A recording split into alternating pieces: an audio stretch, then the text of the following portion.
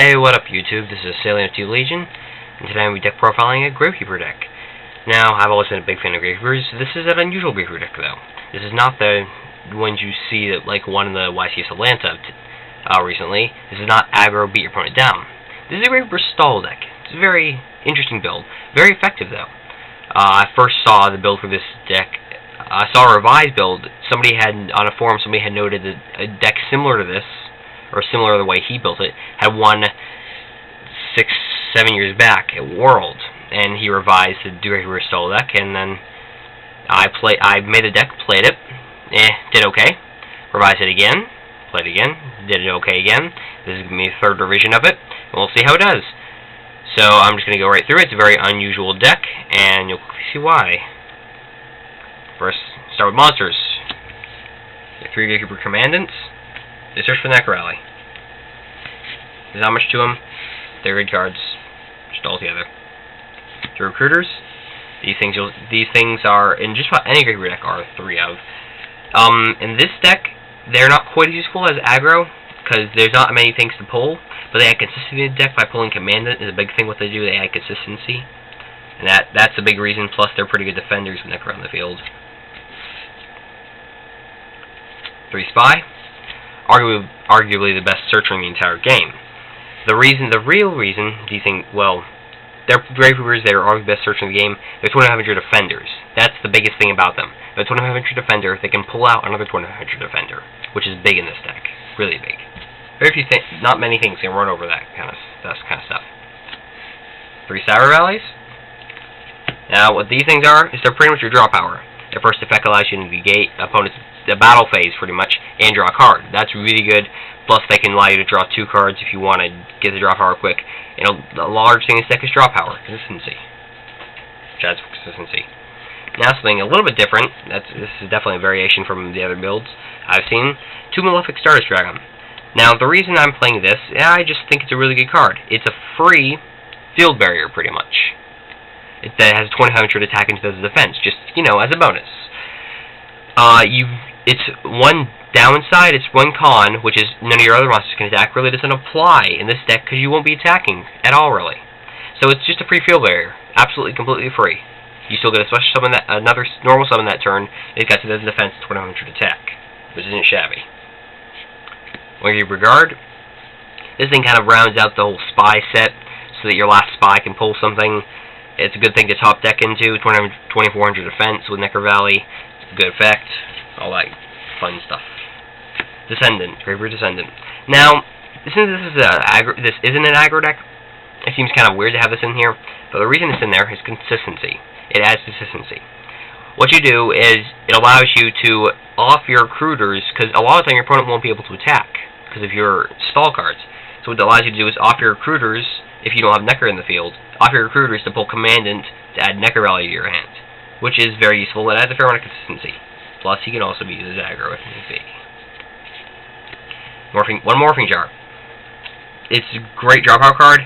Generally, you wouldn't want to replenish your opponent's hand as well to 5 cards, but in this deck, you really don't care that much. So, it's a good draw power card.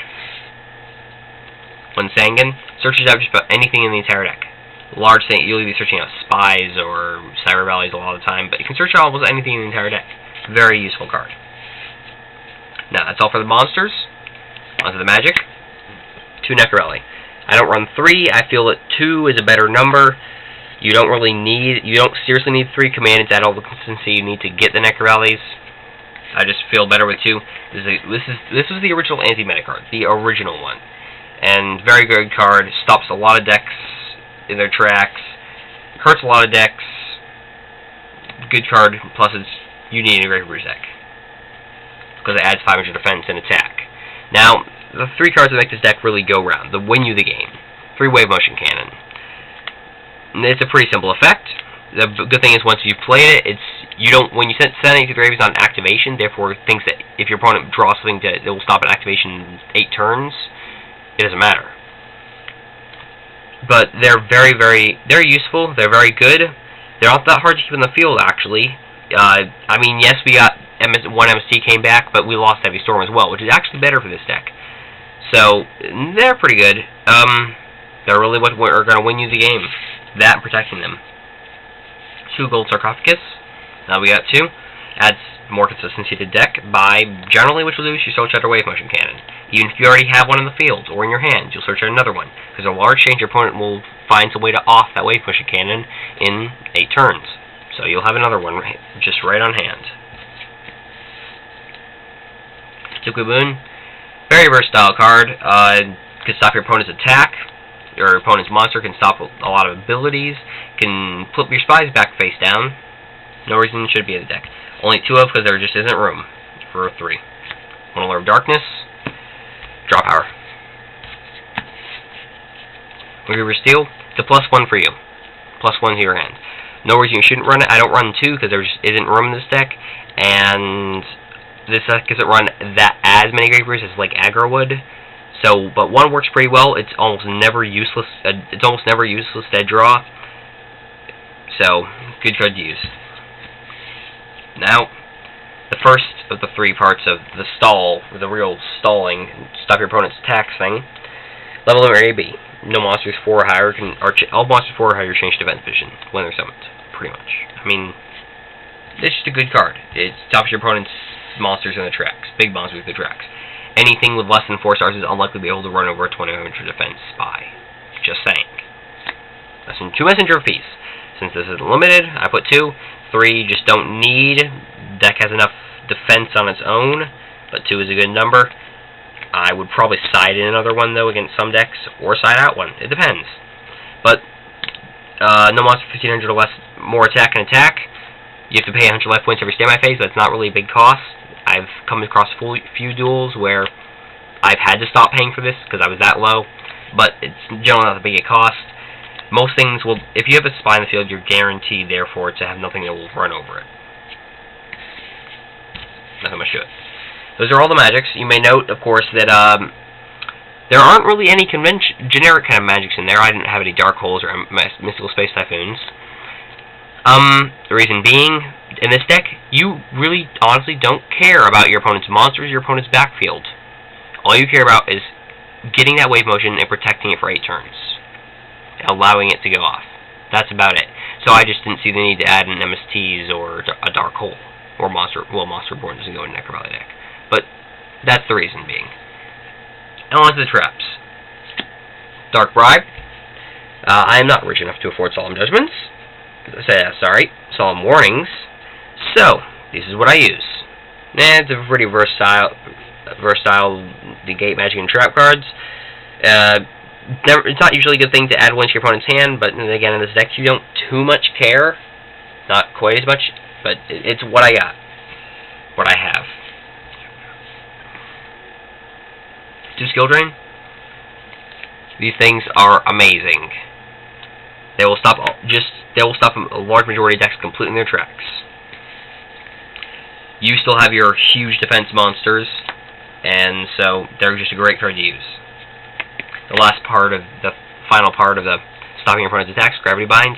This was originally the most broken negate attack things. I mean, it's very simple. No monsters level 4 or higher can attack. So, just a good card to use, good card to stop your opponent's monsters from attacking. Maining 1 Starlight Road. I might side this out against some decks, but it's a very useful card to have all the time, because most decks, especially now, most decks will be using Dark Hole. So your opponent's bound to have a card that will destroy more than 2 things. If you're playing X-Sabers or Blackwings, it'll be tons of cards, or even Gladiator Race, those that play those still. But just a good card to main.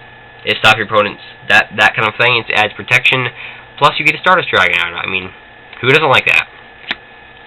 1 Solemn Judgment, best protection you have for your magic and trap stuff and your monsters. I mean, it negates everything pretty much.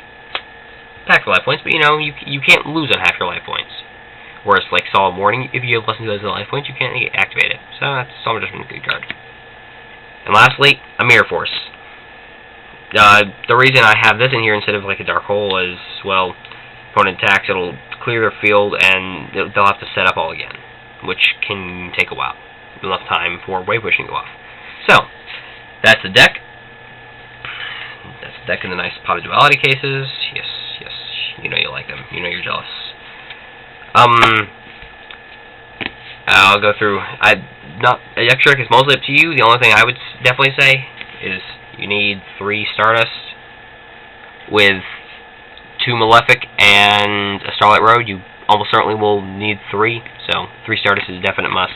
I would suggest Chimera Tech Fortress Dragon as well, because it's just always useful in case you come across gadgets runs, but also you have Cyber Bell in the deck.